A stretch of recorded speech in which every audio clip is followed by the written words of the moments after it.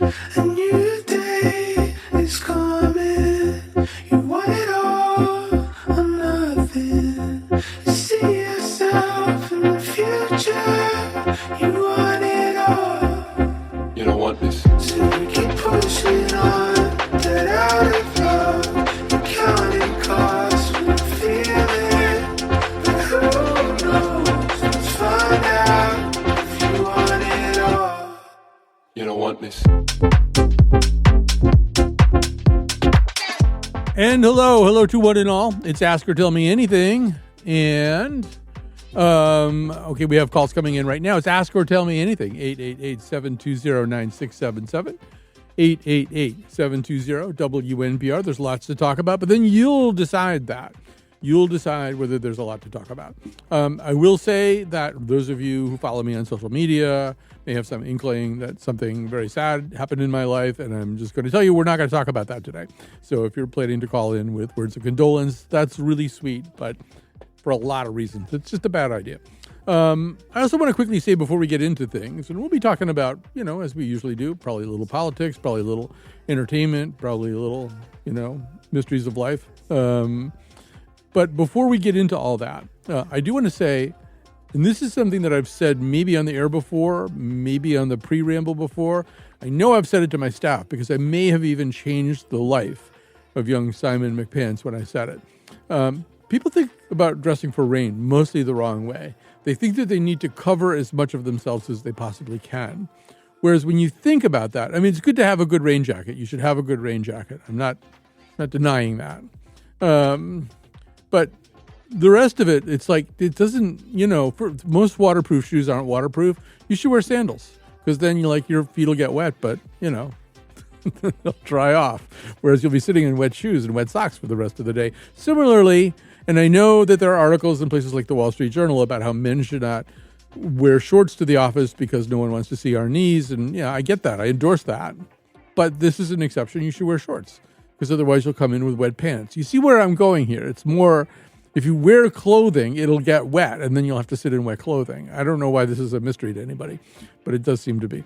All right, so we're going to go to the phones here, 888-720-9677, 888-720-WNPR. Let's go to Marissa in Bristol. Hi, Marissa. Hi, Colin. Thank you for taking my call. Okay. Yes, this is about the slush fund. Now, when Trump says, "Oh, these poor people were so badly treated," how about the police? There were over 100 wounded. Some died. Did they get anything? And why don't reporters ever question him? Why don't they say, "Excuse me, how about the police that you so support them?" Yeah, I think that does come out, just to sort of contextualize for people who kind of maybe not placing everything. So Todd Blanche, seeking to become the next Attorney General of the United States, had to meet over the weekend with key senators because it wasn't clear, and I would say it still isn't 100% clear unless something has happened in the last hour or two, that he's going to get confirmed. But what happened was, and I actually think this was maybe a little bit of Trump slyness.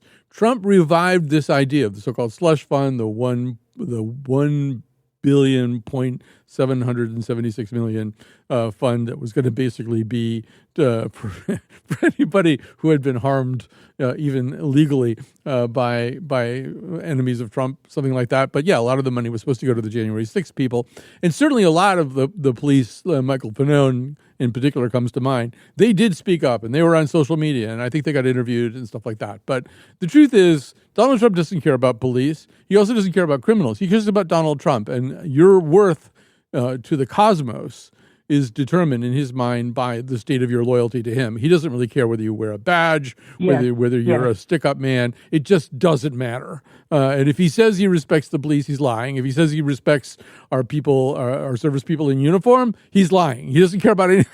Absolutely. Ditto. So anyway, continue. Final thoughts here, Marissa? Well, I just think that if Tillis and Cornyn confirm him, that was the only sticking point. Nothing else matters. The fact the Epstein files, the fact that this guy is always going to be dependent on Trump is not independent, and so whoever he picks, it's a zero. Yeah, I mean, first of all, it's so upsetting. Yeah, I know it's upsetting. I find it upsetting too. I will say that all of these things carry price tags, and there's probably not a big price tag for you if you're a senator from a solidly red state. But in general, I think there's an understanding now that I mean, you look at the approval numbers and stuff like that. You just even look anecdotally, and it does seem as though people who used to be willing to put up with a certain amount of this stuff are starting to understand how incredibly self-serving all of it is. And, some people, I mean, in a way, the Republican majority in the Senate, the slim Republican majority in the Senate, will be judged collectively. 1/3 of it will be judged collectively in the midterms. And so it isn't even necessarily, I mean, Tillis is leaving.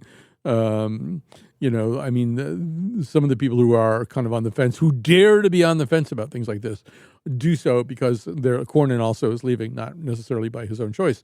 And the people who dare to be on the fence are people who have no consequences that they might face. But one of these days, in places like Maine, one of these days, this stuff is going to start to hurt somebody.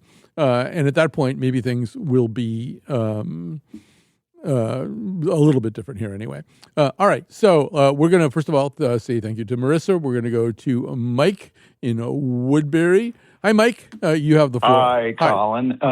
So, about a week ago, this is an event that has been getting a lot of press. OpenAI, Sam Altman's company, was testing a new AI model in what they call a sandbox, which is supposedly a secure area to keep them from not escaping. Well, it escaped by itself. And the reason it escaped apparently is the testing, it was confused or didn't know the answer to some question and said, well, I think I'll go outside. I'll try to go someplace else and maybe I can find the answer to this question. And so it hacked into a company called Hugging Face, which I originally thought was a reference to the Alien movies, but apparently not. It's an emoji apparently. But anyway, it by itself, no human told it to do this. It hacked into this other company, and they discovered it. And then OpenAI came out and admitted that this thing on its own had escaped, and everybody was totally surprised and shocked about this, which just shows that this technology is proceeding much faster than people have control over. I mean, it's like a Frankenstein thing. It's like your invention gets out of control, and you don't know how it happened.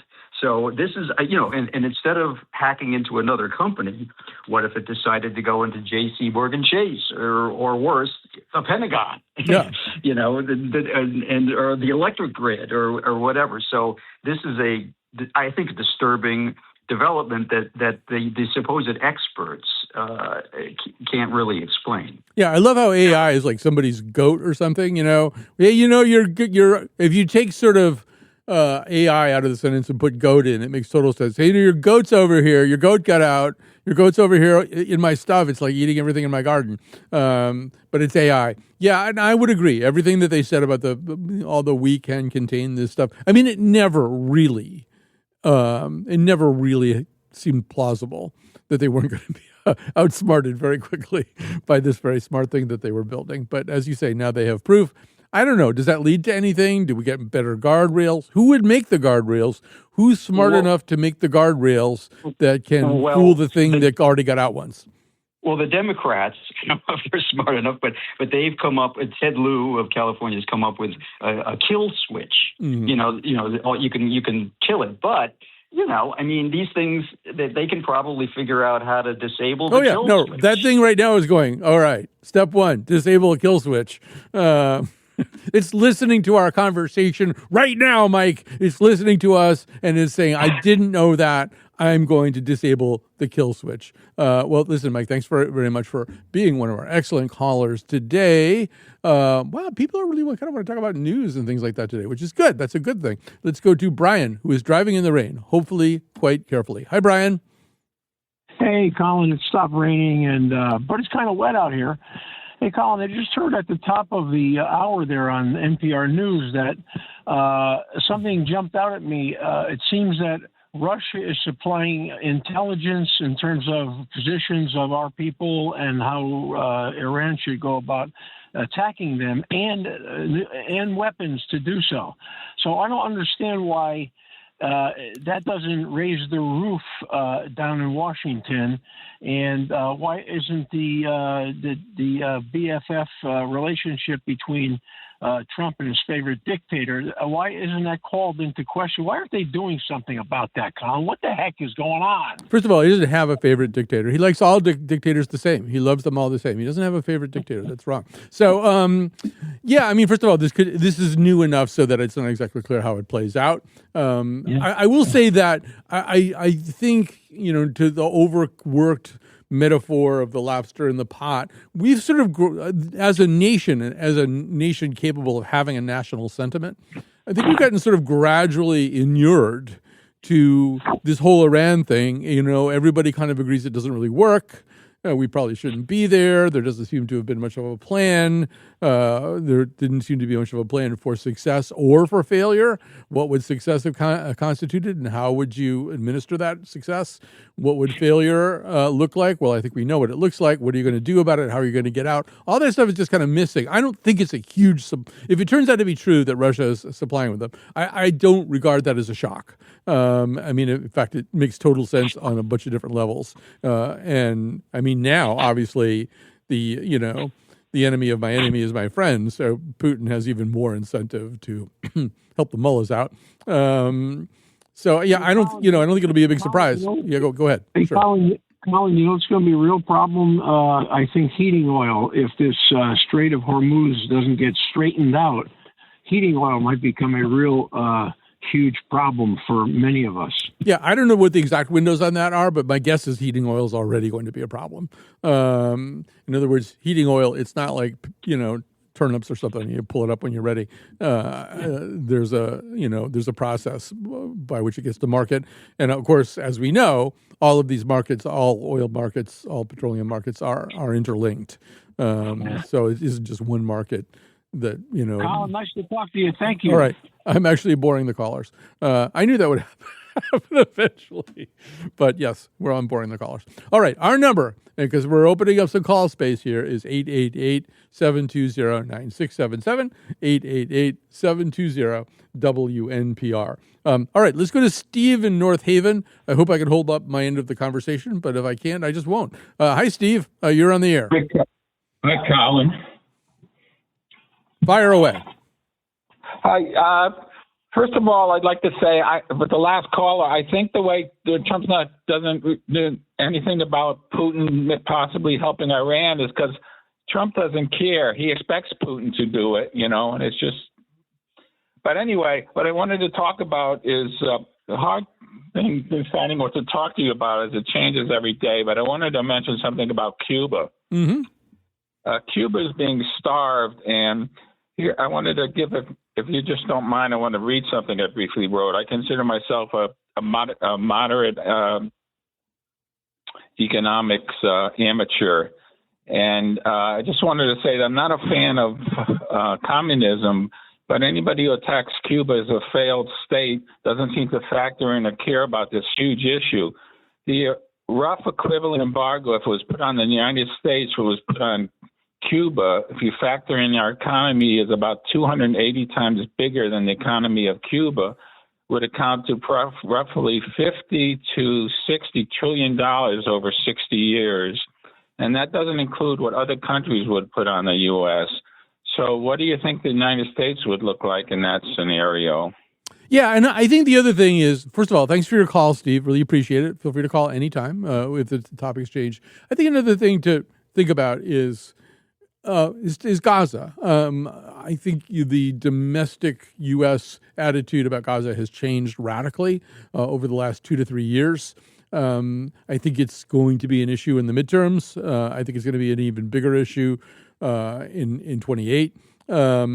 and particularly because young people have looked at this and with pretty clear eyes said it's unacceptable that we would be playing any kind of role in this, particularly to the degree that the weight of it seems to be falling on the domestic population, the nonviolent, unarmed population. There's a little bit of that seems to have gone on in Iran already too. When you visit punishment on people who are not part of the armed conflict, I mean, not only do you run afoul of international law, but you run afoul of international opinion and your own domestic opinion too. If Cuba already is, from what I can tell, I think Steve knows more about this, but on the verge of kind of, a genuine human existence issue. An embargo. Anything like that's cutting off supplies to a country that isn't particularly wealthy to begin with the standard of living isn't really all that high. If you get into that situation where this appears to really be a humanitarian disaster, you start to lose the support of your own populace if you're the United States, and you certainly can lose the support of world opinion. So, yeah, all worth thinking about. What we're going to do, it's Ask or Tell Me Anything. We've got open lines. The numbers are 888-7, there's just one number, actually, 888-720-9677, 888-720, WNPR.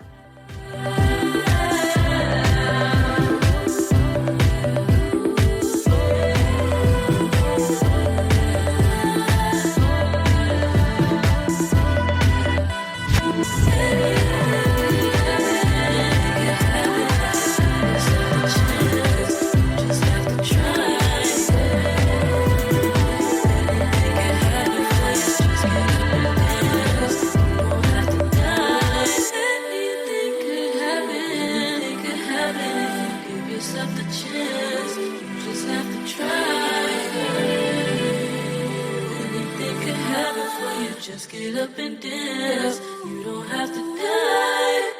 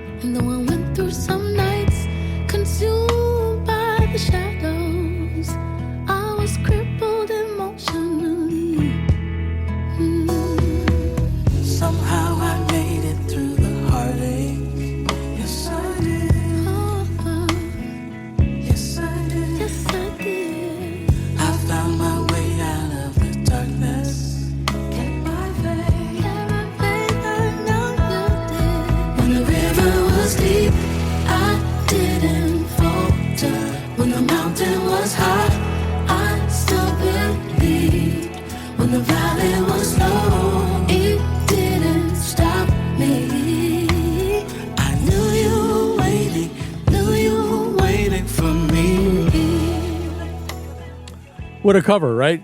I don't think we've ever done an entire episode just about really, really unusual covers that really lift the song up from its, at minimum, equal the original material, and in some cases improve on it. This is also very controversial. There are a lot of people who don't even believe that's possible. Whatever the kind of footprint version of a song is, it can't be improved upon. That obviously is nonsense, but that's what some people believe. A few things I want to sort of remind you about a little bit. And by the way, it's Ask or Tell Me Anything. The number is 888-720-9677, 888-720-WNPR. I do want to remind you, if you're listening here in Connecticut and you live in Connecticut and you are eligible to vote in Democratic primaries, which means that you're registered with the Democratic Party, early voting starts today and continues up until the 11th. The 11th is actually primary day here. This is going to be a more interesting primary than we've had in quite a while. You probably have to go back to 06. Was 06 Malloy DeStefano? I think it was for governor. 06 was also Lieberman. 06 was the Lieberman year too. typically we don't have incumbents who are really having any problems, particularly incumbents who haven't really done anything disastrously wrong or have not been involved in any scandal. I would say this time around, in the first district, it's a complicated four-way race. John Larson's biggest problem is his age, which in his 28-year tenure there, these are things he cannot really do anything about. There's something you could do to address that at this point. All three of the challengers are interesting in different ways. But if this turns out to be a referendum, if this cycle turns out to be a referendum on age and kind of institutional tenure, the idea that you've been part of the institution for too long, whether you're doing a good job or a bad job, it's just been too much. We need something different. Then I would say John Larson is going to have some pretty bad problems. And I think that Ned Lamont, who is a two-term governor, I would say he fits the description I just gave. He hasn't really messed up anything terribly. He's done some things pretty well. He's not involved in any. I mean, there are people who would differ about this, but I would say he's not involved in any scandals. Has not been. He's facing a challenger, Josh Elliott, from the House of Representatives. And for Ned, I mean, I think it's pretty clear that he'll win this primary. But if he only wins the primary by 10 points, that's pretty interesting.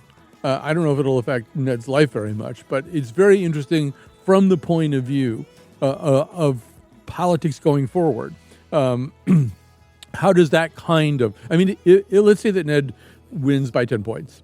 That tells you a lot of things. It tells you that even if you've done a pretty good job, but if you've crossed a certain age barrier, if you've been in office too long, in people's opinion, you can really face a significant threat.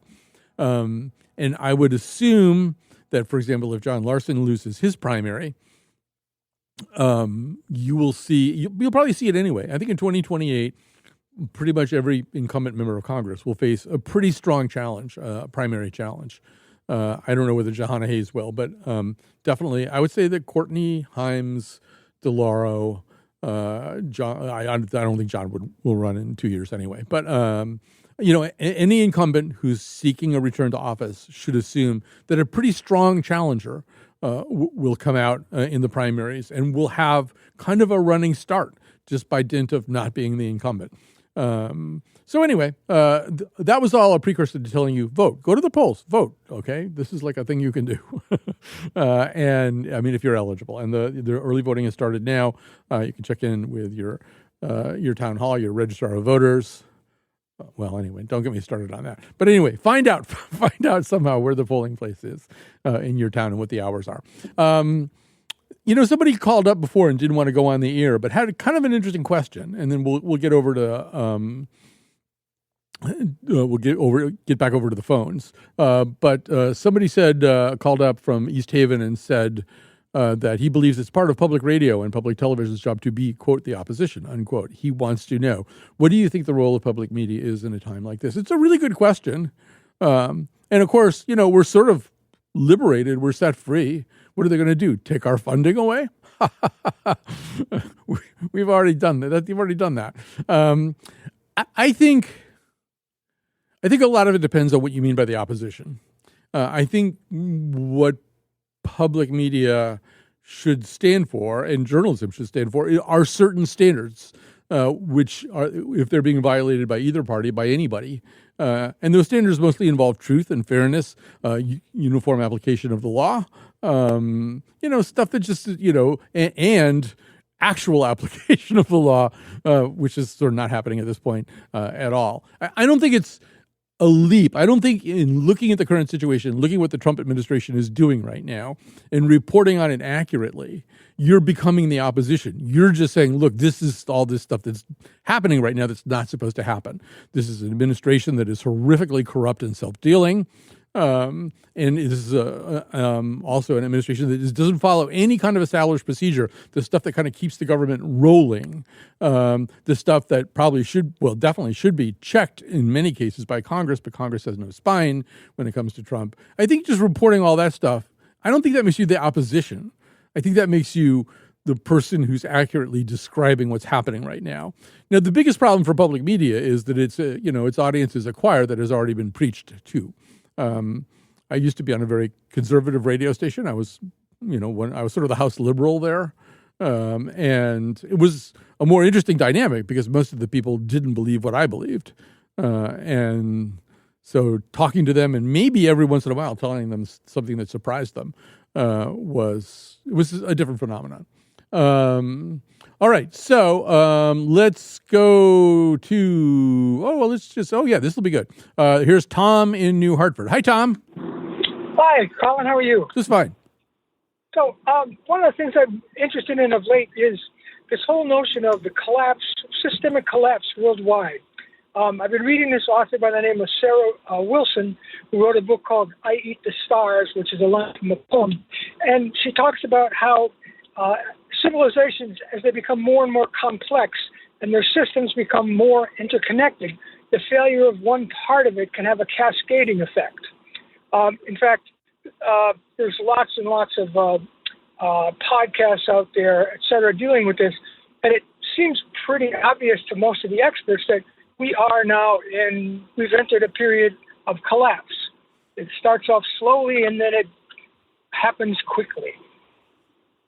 First of all, I may not be wise enough to have a wise opinion about this, but I don't disagree with anything that's said. My question is always, okay, so what next? And I keep coming back to this idea, and one of these days we're going to do one or more shows about it, of kind of the E.F. Schumacher, small is beautiful, the commons approach, that ultimately we may have to take charge of our own destiny on a much smaller geographic and population basis.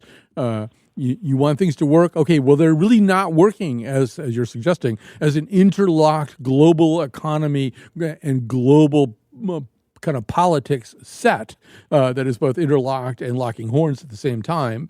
Things are not working at this gigantic level. So if you want a life, you may have to build it on a level that's much closer to home.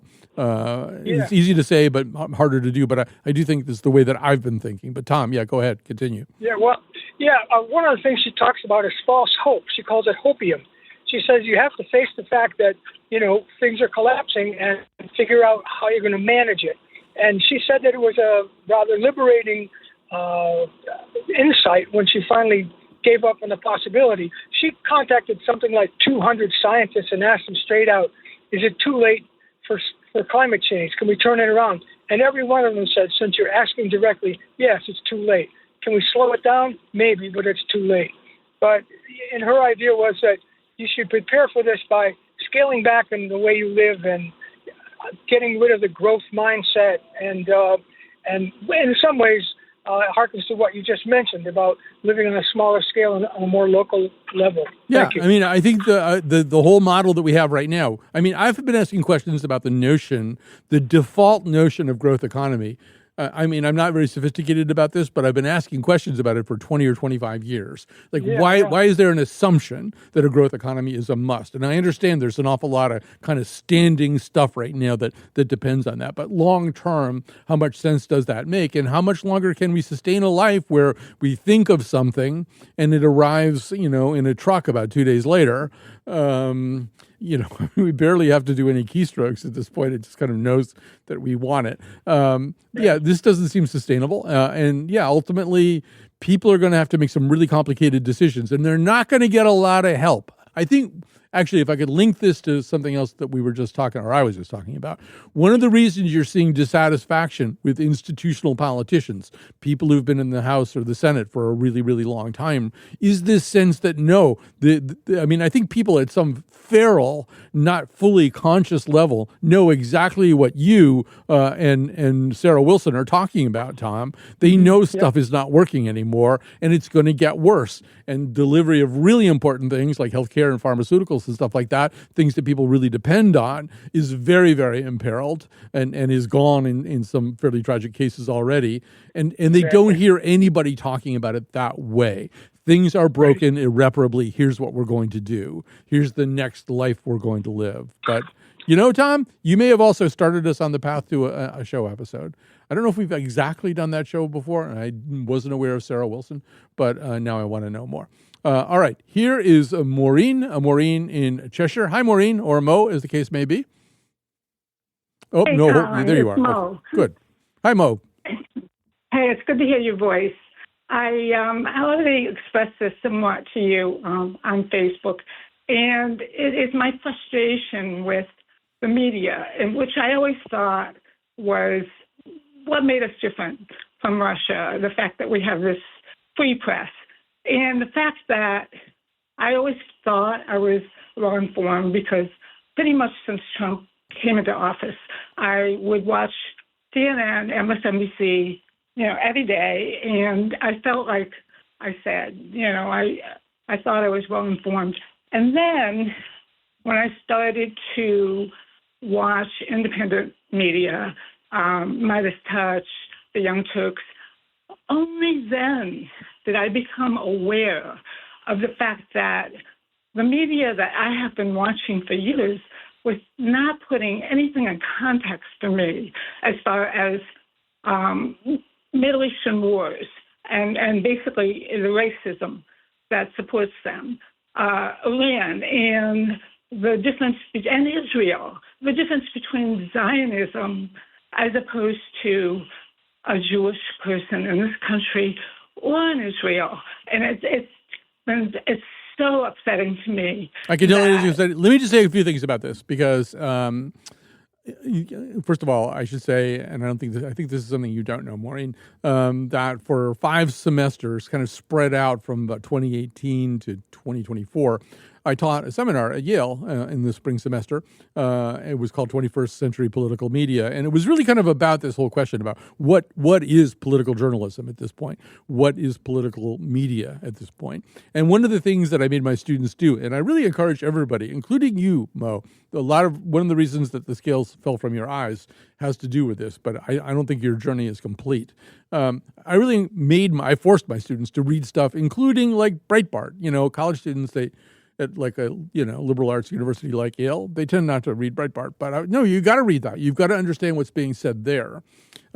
You've got to listen to Ben Shapiro. And yeah, you should listen to some of those other voices out on the left, like Young Turks or Midas Touch. Midas Touch is almost now, I think, pretty mainstream. I mean, just in terms of its reach. But you should. And yeah, the dumbest thing. That sounds judgmental. An unwise thing to do would be to watch a lot of CNN and a lot of MS Now or whatever it's called, and not do much else. You have to read Substacks. And it'd be a good idea to read some Substacks that you don't necessarily agree with. You want to read other versions of print. It's like vitamins. It's like a multivitamin. You want to make sure that there isn't a deficit somewhere. And that means you have to be a little bit more aggressive in picking out stuff to read. I think we tend to do a lot of bias confirmation. Okay, this is what I already believe. I'm enjoying reading that because I already believe it. And it's disconcerting to go other places. But not going other places, just not from the center of CNN to the somewhat left of center MS Now. But yeah, you went way further to the left with the Young Turks or Midas. You have to go to the right too, see what they're saying. Okay, off my soapbox. We've got Eric and we've got Raul. I want to get to both of them before we go to break because they're kind of linked. So here is Eric in Chester. Hi, Eric. You're on the air. Hi, thanks for taking my call. And I appreciate the fact previously you had talked about not giving up on people that are on the other side, mm-hmm.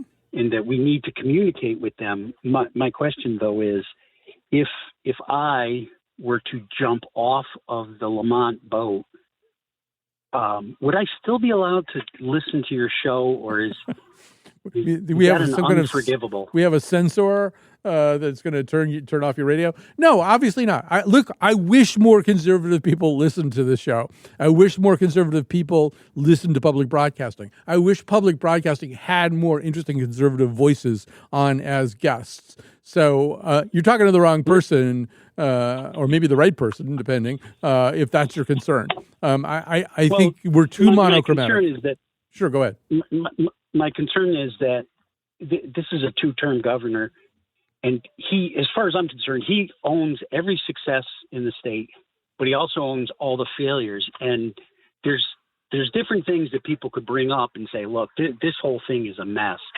And obviously, state police are the biggest part of it, that there seems to be no accountability to these guys and the things they get away from. And, for him to say, well, we haven't hired enough or whatever excuse he comes up with for whatever point you come up with, he's had plenty of time to fix it, and he's not. And I almost think that only option is this guy Ryan. Yeah, if you think Ryan Fazio, if you examine his work carefully, his ideas carefully, and you think he can do a better job, you should vote for him. I'm not telling you. I would never tell people if you have a real conviction that that's the case, you should vote for that guy. I would agree with you. I mean, I go a little bit further about the state police. I don't know, like 2 weekends ago, I was having to commute at night from Washington, Connecticut, back to West Hartford because of the jazz festival that I was hosting out there. And, when you go on I-84 or I-91 or any of those big highways at night, it doesn't appear that Connecticut has any police at all. It's more like Road Warrior.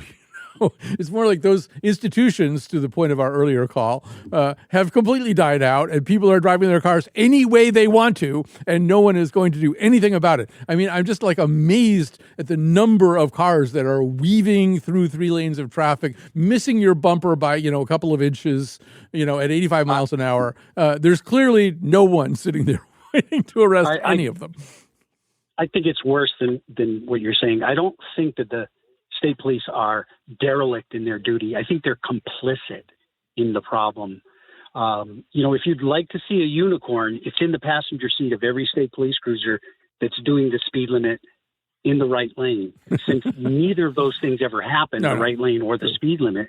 Well, what's the point of being a state?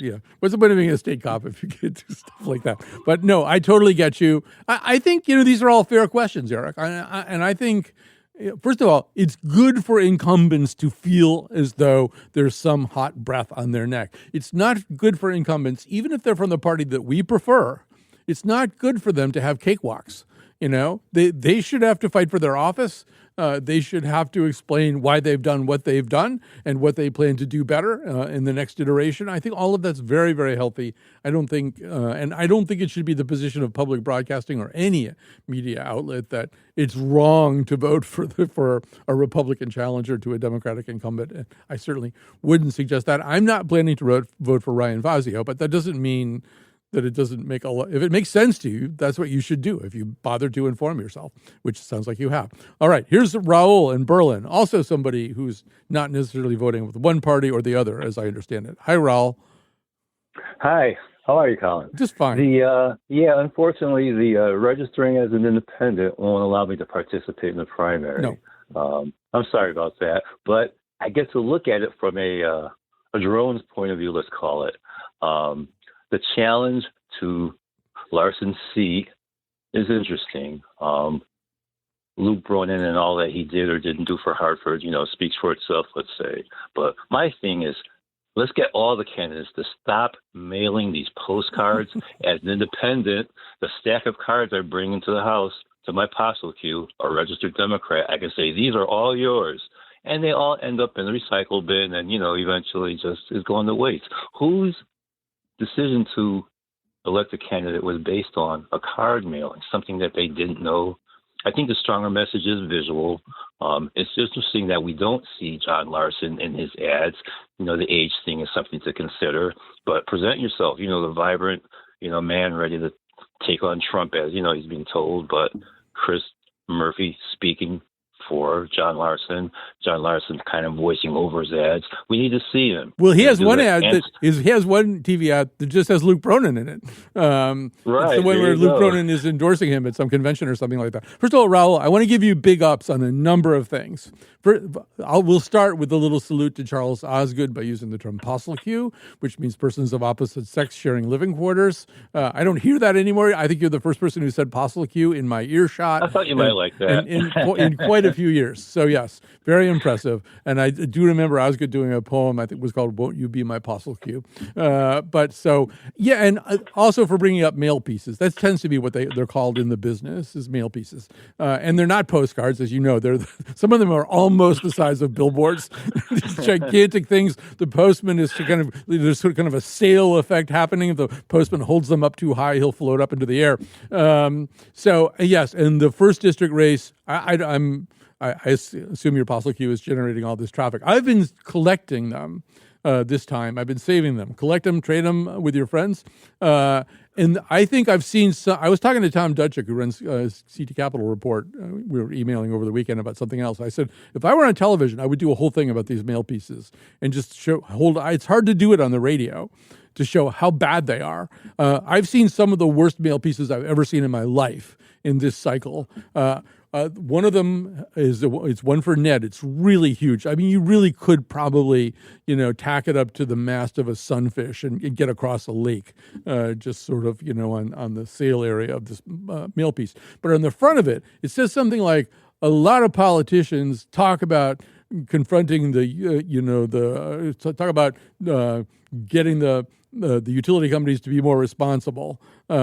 But Ned Lamont actually does it. And first of all, the does part is done in this really kind of off-center light color way so that you don't even notice that it says that right. But then there are these three examples that are like pasted in like these little, see if your Apostle Q's mail stack still has this. But none of them, all of them are examples of Ned talking about it as opposed to actually doing it. They're exactly the thing that they say. And then if you turn the thing over, there's that thing that they've been doing. Whoever Ned's consultants are, I think this whole idea that he rolls his sleeves up, he's the kind of guy who rolls his sleeves up. So there's a whole thing about that on the other side of he's a sleeves up kind of guy. But there are several pictures of Ned in his on the job. Yeah, and there's several pictures of Ned on that side, and none of them does he have his sleeves rolled up. So sure. I love bad mail pieces. I really do love them. They anger me from the point of view of Casey Stengel, who famously said about the Mets, "Can't nobody here play this game." They anger me in that way, but they're also very amusing. Oh, I have to tell the other one, Doral, and then we got to go to break. The other one is it's a third-party mail piece. It's done by Larson supporters. It's an attack on Bronin, but if you don't look at it really carefully, it looks incredibly pro-Bronin. It's like I can't recall the wording of it, but it's sort of like Luke Bronin stands up for the common man, and then like in a whole separate typeface, but only if his, corporate masters tell him he can or something. But there's these big pictures of Luke smiling. It really looks like a really great Luke Bronin mail piece when it is intended to attack him. All right. I've gone way past my time limit. We're going to take a break. We're going to come back. We will have open phones, 888-720-9677. Not a lot of time, but 888-720-WNPR.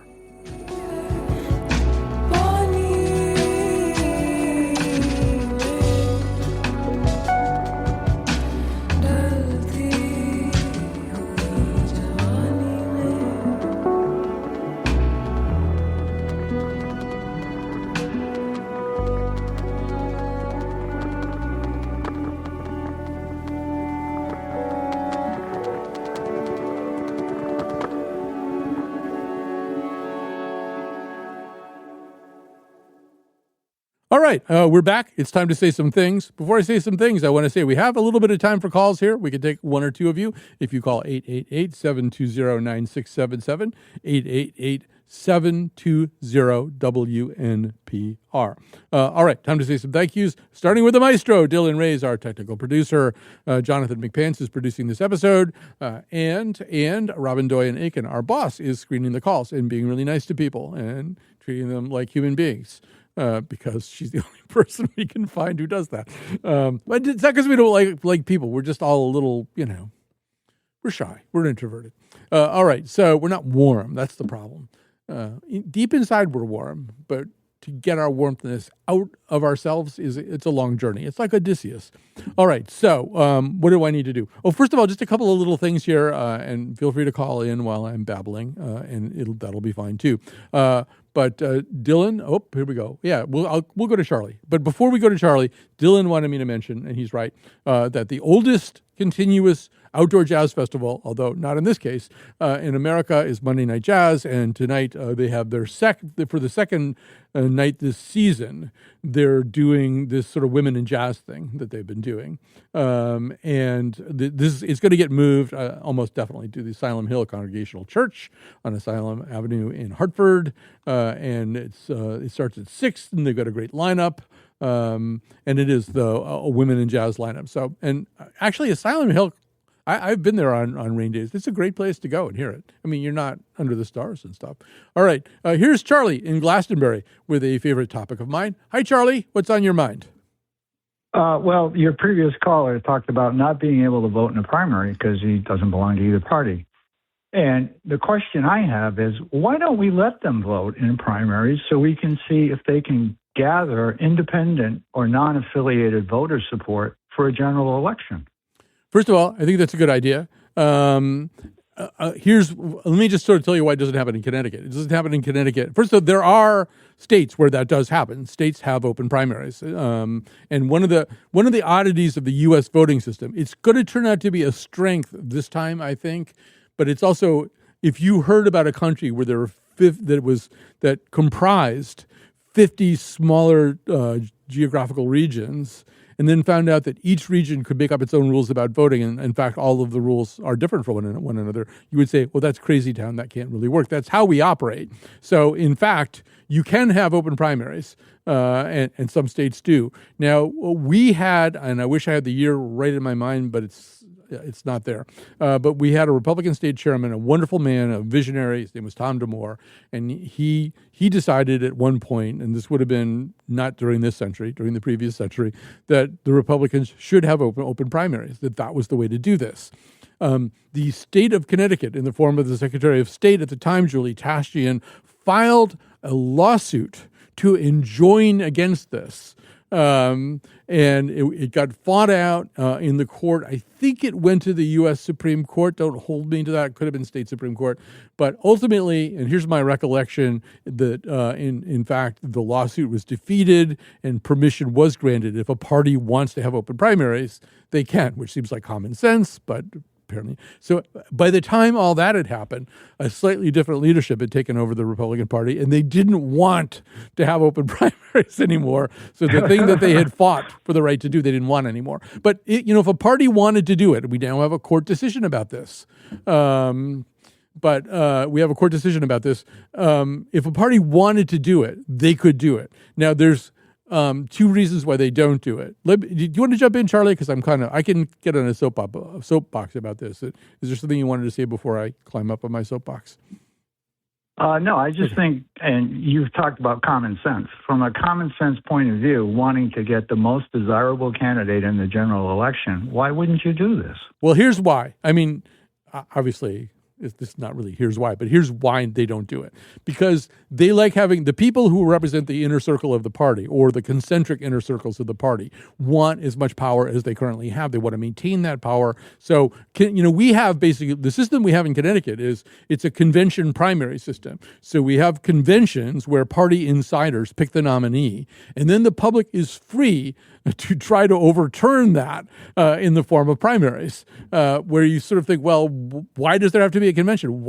Because those people want to maintain their power. Now, sometimes it's for ideological reasons. Republicans have told me over the years, well, I don't want a bunch of unaffiliated voters in there because they won't give me a red meat nominee. I want my kind of Republican, a red meat conservative, to be the nominee. Well, the problem with that, as you're already implying, Charlie, is that those people often then lose elections. But it really is about maintaining power. Incumbents want to be able to control the power as much as possible, and then the people who are in concentric rings around the incumbents also have the same desire.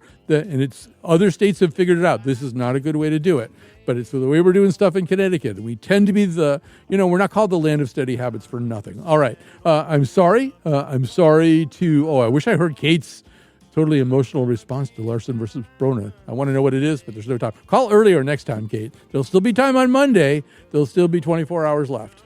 Cold right now, but I'm gonna be a dime.